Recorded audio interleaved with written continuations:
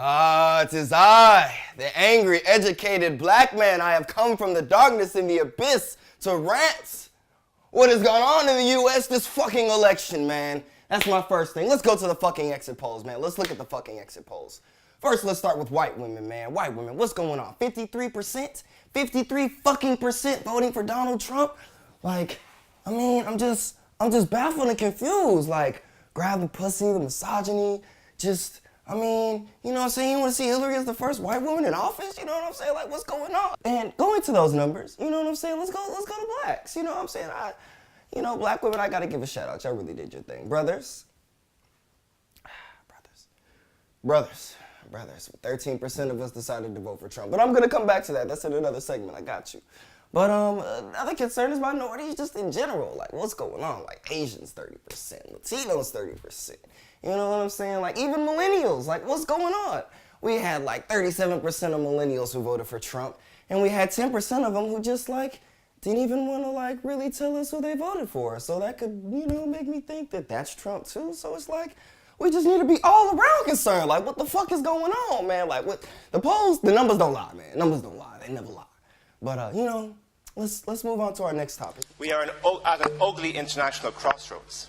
What's happening in Britain is appalling. What's happening across Europe is appalling. It has echoes from the 1930s. And America, the most powerful country in the world, has just elected a fascist. There are 50,000 Irish people illegal in America who I'm quite sure are fearful of their futures. The President of America, because I don't think any of us in years to come should look back at this period and not say that we did everything in our power to call out for what it is. You know, I feel like the Irish senator who went in, you know, he really covered it. He called him a fascist. You know, I did bad with that word, but, you know, they called him a fascist. And he just overall said that it was just crazy and what's going on in Britain, what's going on in all these places. And we're just kind of sitting back and, you know, want to make it all cool and have tea. And that was I'm just like, he nailed it. I don't know what to say. I mean, he really just nailed it. I was just kind of like, you know, that's it made me feel good. It made me feel good. I was glad to see with how the numbers in white men that this one was really trying to do something. You know, it was great. Next, let's go to the rise of hate. As we see, CNN had a good story about just how really just the rise of hate has come since Trump has been elected. You know, we've had 437 hate crimes according to the Southern Poverty Law Center. And, you know, I mean, that's a lot. I mean, the question is, you know, with the Ku Klux Klan endorsement and all these other things. And, I mean, I know everybody, this was kind of the beginning. People were like, oh, we'll see what happens. But then he had Steve O'Bannon and, you know, all this other stuff's going on. And so it's just kind of like, what the fuck, you know, and then the Republicans are in the House. And, you know, then they got the Supreme Court coming up. And, you know, it's just, you know, we got to do everything we can. But at the same time, I think Chappelle also had a good comments about, you know, we should give him a chance, you know, just like he should, you know, the minorities that he's tried to disenfranchise throughout his campaign and said he's going to. Maybe we need to give him a chance too, but he definitely needs to incorporate us, or it's, you know, so all hell gonna break loose, real shit. But you know what I'm saying? That's a good point. You know, got to be optimistic. You know what I'm saying? Push forward. But definitely the rise of hate is not a good thing though. But we will say that when the comments were made in his presidential interview on 60 Minutes, that it did go down. So. We'll see what happens as that goes forward. Next, I'm gonna go to the fuck nigga of the week. I said something that was kind of politically correct. I told y'all I didn't vote, right? But I didn't tell you. I guess I told you. But if I would have voted, I would have voted on Trump. You know what I'm saying? Kanye, you won that award, bro. What's going on, bro? You need some help? You know, we're here for you.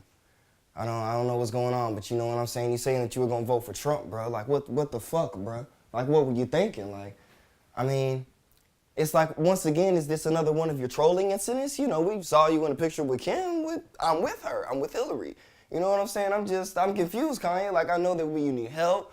I'm just like, I don't know what's going on. It appears that you're 13% of those brothers that we spoke about. You know, it's just like, what the fuck is going on in your head? Is you like, you know what I'm saying, like my nigga Lil Wayne, who's just lost? You know what I'm saying? But before we go to Lil Wayne, you know, it's that Mike Pence photo. That must be you walking by. That's what's going on. You walking by in that photo. That's what's going on. He's a jackass.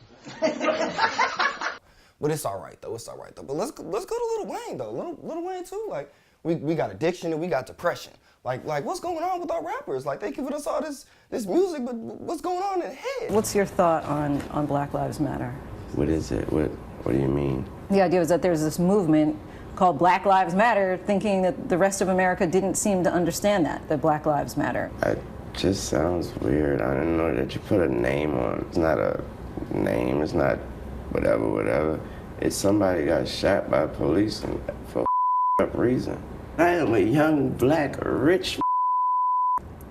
If that don't let you know that America understand Black matter these days, I don't know what it is. Don't come at me with that dumb man. My life matter, especially to my Lil Wayne talking about Black lives don't matter. I can't identify. I'm about my bitches. I'm gonna be disrespectful to this reporter. Don't think racism exists. Oh damn, Wayne. Where do we start? Where do we begin? Where do we go? You know, my big question is one, why did Jeezy have him in the Strap or Die photo? Let's go to the photo. You see that he's just fucked up. Like, Wayne, what's going on? And then my next question is hold on, let me make sure I'm recording. Okay, yeah. My next question is, you know, like, how does Drake feel? Like, Drake, what's going on in your head? You know what I'm saying? Like, I mean, first you went in on Kid Cudi, you know what I'm saying? Like, you brought up a good point to the table. But how does it feel to know that your mentor is just really in this state of mind, and like, what's going through your head? Like, I'm just curious, Drake. Like, what do you think? Like, what's going on? Like, damn, what's going on with Wayne? Like, man, this is my mentor. This nigga kind of hold it down from the start, from the get-go. What's going on, bro? What's going on? All right, but on to the next segments. But you know what I was real happy about was Greg Poppivich. I live in that country where half the people ignored all that to elect someone. That's the scariest part of the whole thing to me. Got nothing to do with the environment and Obamacare and all the other stuff. We live in a country that ignored all those values that we would hold our kids accountable for. He really just went in and he talked about just the voter base that Trump arose, you know what I'm saying, from there, and just why they voted for him, and you know, how it was baffling how some of the minorities voted for him. I mean, he has some of the same sentiments I did. But I mean, his comments were really just spot on. I mean, he just felt despicable about the country. You know, he talked about the other Republicans like Kasich and I can't think of the other ones right now, but it was in his comments. But he just talked about the other Republicans who separated, well, McCain, he said, who was just more rational than what he was saying. And you know, I mean, Pop is always one of those ones that is not very talkative and doesn't say a lot. So for him to say those things, it was just kind of, it was real enlightening. He was just talking about how they were talking about going to the transitional team, that he wasn't feeling that. And I'm looking at my notes like, you know, I'm just trying to make sure I cover everything with Pop. But, you know, there was, there's nothing else. I mean, really, he said, we are Rome, which was pretty crazy. And it could be true. It could be all be in the Matrix, stuck, and really can't do shit. But, you know, I don't think we should have that sentiment. You know, we should really do everything that we can. I know that when I was going through my whole Trump, what the fuck's going on, I definitely feel like Michael Moore's comments about what to do and how to move forward. You know, if you ain't ready to kick indoors, you ain't fucking with me. That's some real shit.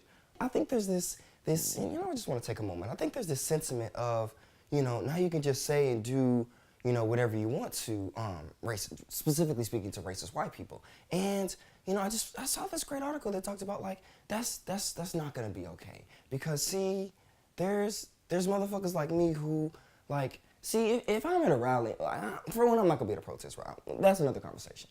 But don't touch me, don't put your hands on me. You know what I'm saying? We both have a right, because I'm gonna hit you in your mouth. Like, that's just, like that's just how I feel. And one of these examples that really goes to me is this coffee shop guy.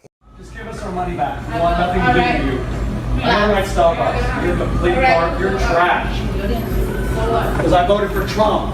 So what? What do you want? Trump. Congratulations. You lost. Now give me my money back. What is your name? I want your name. I want your card.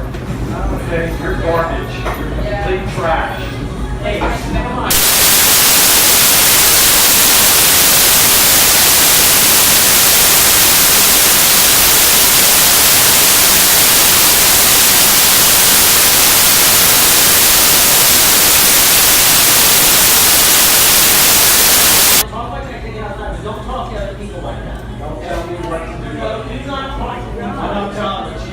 explanation. She might have done that. I don't know what happened. You don't need to talk like that. Okay, that's fine. It's cool, like you want whatever, but you just don't need to talk to anybody any type of way or be rude or disrespectful. Because let me explain to you, I'm not one of those people. Because if that was my cousin, if that was my friend, it doesn't really matter who it is. If you're talking to somebody disrespectful like that, I'm gonna tell you to stop, and then I'm gonna say we can take this outside. Because that's what happened in the clip. He was like, we can take this outside. He didn't want none of that. They don't want none of that. We don't need guns. We don't need none of that. All we need to do is take it out back and just have some good old hands. You know what I'm saying? Just hands. You know what I'm saying? Like T.I., what you know about that? Them hands, nigga. Them hands. Okay. All right, I'm calm down. All right, good shit. Also, but to them hands though, this Baltimore teacher, y'all seen that shit? Get out of my class! Get out of my class! Get out of my class! Get out of my class, man! You're idiots! Education! When you want to be a little punk-ass nigga, he's gonna get shot!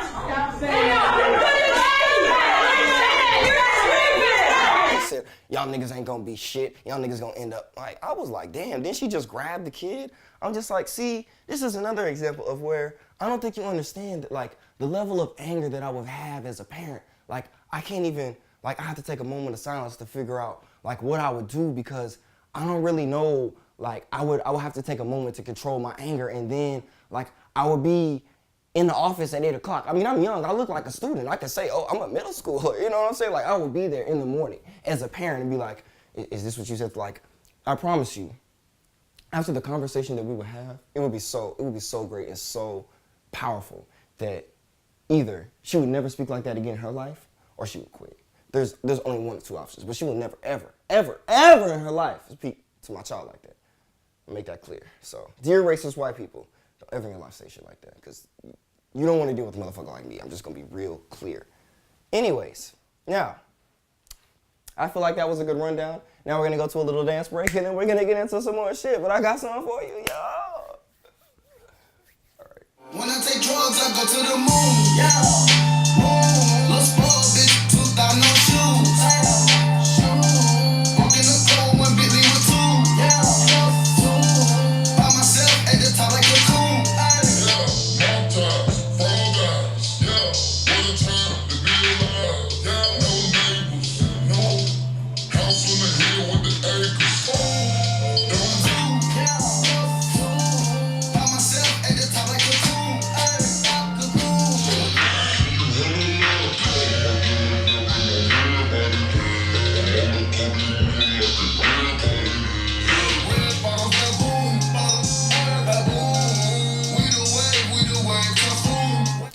Whew, all right, I returned from that wonderful dance break.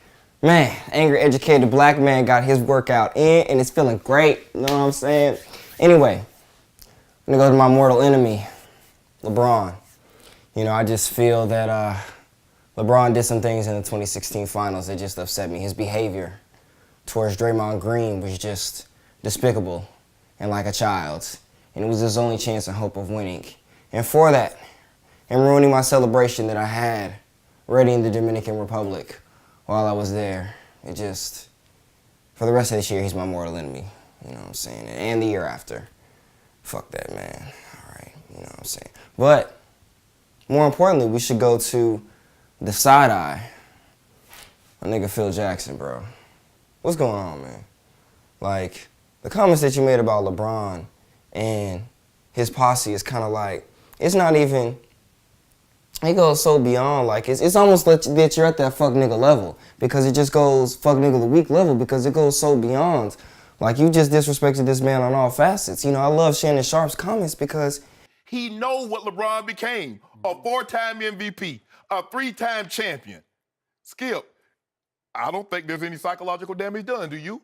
He broke it down to your book that you wrote in 2012, where you basically said that, you know, these 19-year-olds with their cars and their women and their posse are just going to be psychologically damaged. And now LeBron is a millionaire who has Warren Buffett talking about his business sense.